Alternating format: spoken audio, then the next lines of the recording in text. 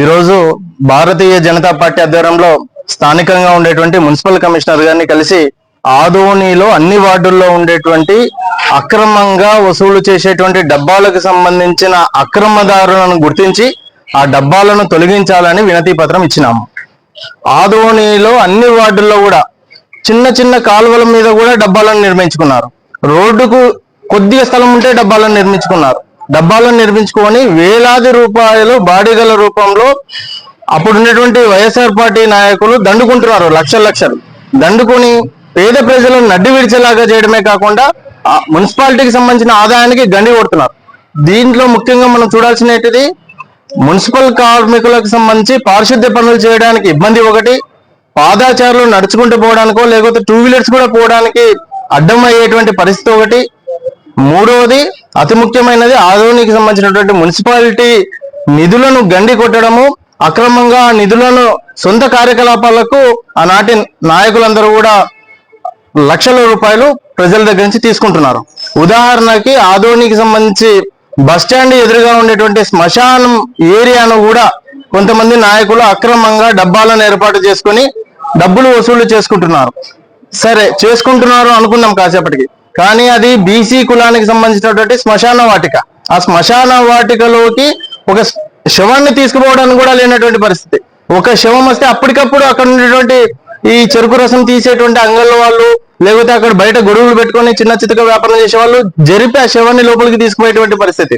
ఇంత దారుణమైనటువంటి పరిస్థితుల్లో ఆదోని మున్సిపాలిటీ స్థలాలను అక్రమంగా తాత్కాలికంగా కబ్జా చేసుకొని ఆ స్థలాల మీద డబ్బాలను వేసుకొని ఆ డబ్బాల్లో నివసించేటువంటి లేకపోతే వ్యాపారం చేసుకునేటువంటి పేద ప్రజల యొక్క డబ్బులను దండుకునేటువంటి కార్యక్రమం వైఎస్ఆర్ పార్టీకి సంబంధించినటువంటి నాయకులు చేసేటువంటి దౌర్భాగ్యమైనటువంటి పరిస్థితి ఆదోనిలో ఉంది. అంతేకాదు కేవలం వైఎస్ఆర్ పార్టీని అనడానికి కూడా వీల్లేదు ఈ విషయంలో. ఇంకా అంతకన్నా అంటే దౌర్భాగ్యం ఏంటంటే కూటమిలో ఉండేటువంటి కొంతమంది నాయకులు కూడా వీటికి సపోర్ట్ చేస్తున్నారు.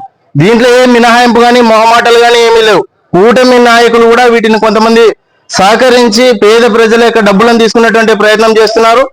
ఎవరైనా సరే, అది ఏ పార్టీ అయినా సరే, మేము భారతీయ జనతా పార్టీ వైపు నుంచి అటువంటి అక్రమాలకు వ్యతిరేకంగా పోరాటం చేస్తాము.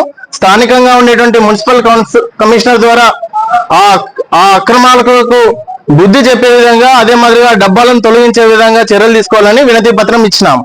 అంతేకాదు ఒకవేళ అవకాశం ఉంటే ఆ డబ్బాల నిర్వహణ మున్సిపాలిటీనే చేయాలని కూడా కోరినాము.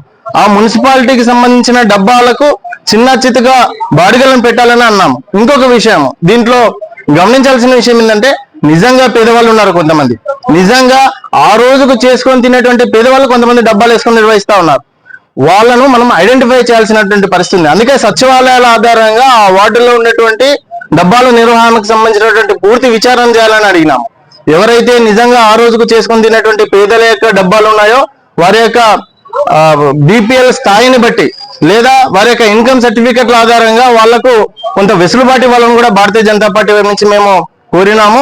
కాబట్టి తప్పకుండా వీటి మీద యాక్షన్ తీసుకోవాలని అడిగినాము. యాక్షన్ తీసుకోని పక్షంలో భారతీయ జనతా పార్టీ వైపు నుంచి అవసరమైతే ప్రత్యక్ష ఆందోళన కూడా దిగేదానికి వెనుకాడమని ఈ సందర్భంగా తెలియజేస్తున్నాము.